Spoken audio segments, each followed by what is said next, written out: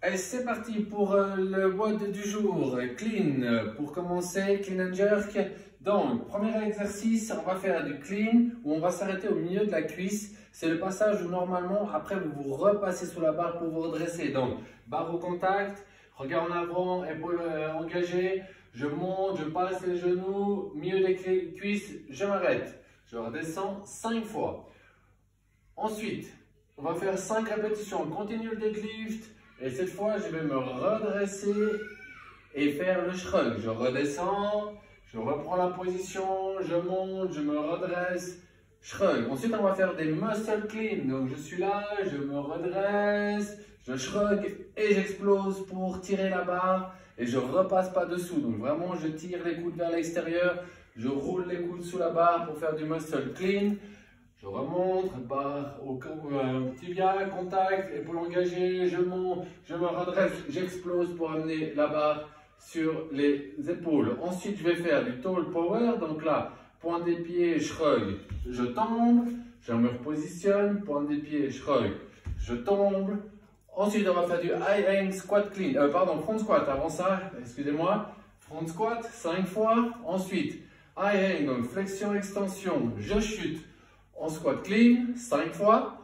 Après, je vais faire squat clean complet, donc depuis en bas, je me redresse, je saute et je réceptionne. Ensuite, on va passer au mouvement overhead. On va faire push press, push jerk, split jerk. Pour ceux qui ne feraient pas de split jerk, vous faites strict press, push press et ensuite push jerk. Pour les push press, on va faire une pause à chaque fois dans le dip. Donc, pause au dip pour sentir qu'on a une position bien droite, bien engagée.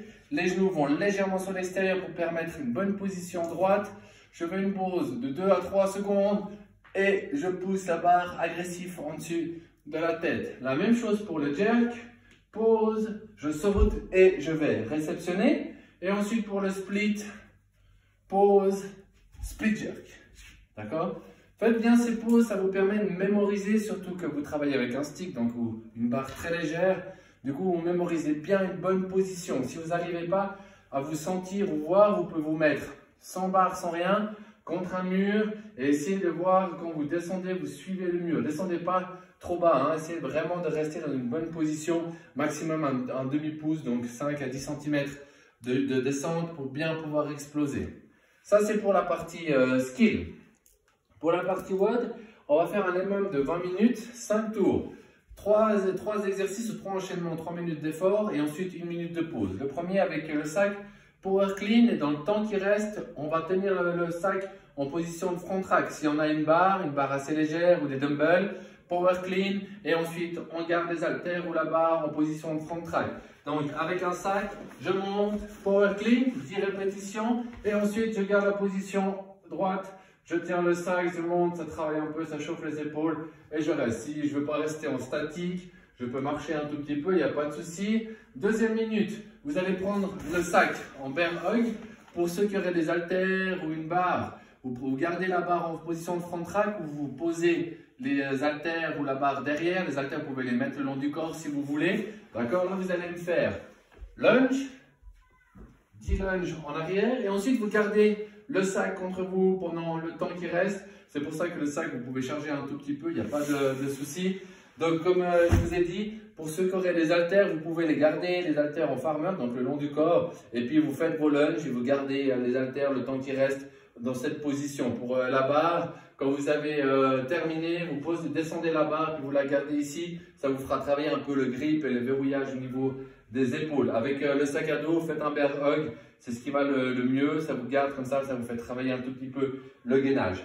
Le dernier exercice, vous allez me faire des push press, donc 10 push press, et ensuite vous allez garder le sac au-dessus de la tête le plus longtemps possible. Pour chaque exercice, comme vous devez garder le sac environ une trentaine de secondes, essayez peut-être de marcher pendant ces 30 secondes, comme ça vous fait un petit peu aussi bouger. Si vous ne pouvez pas, vous êtes à la maison comme moi maintenant, là, vous restez sur place, ça va très bien aussi.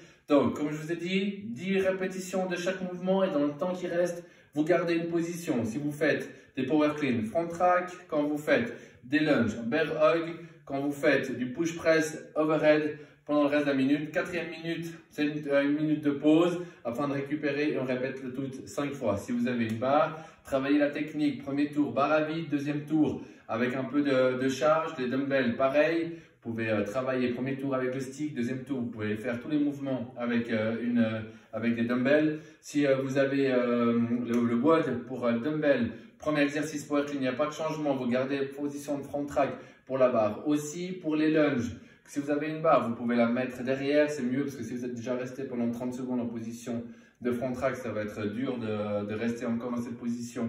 Pour les lunges, si vous avez des haltères le long du corps, vous faites des lunges en arrière, puis vous gardez les haltères le long du corps, et puis push press, et là on garde la barre ou les haltères en dessus de la tête. Voilà, bon entraînement!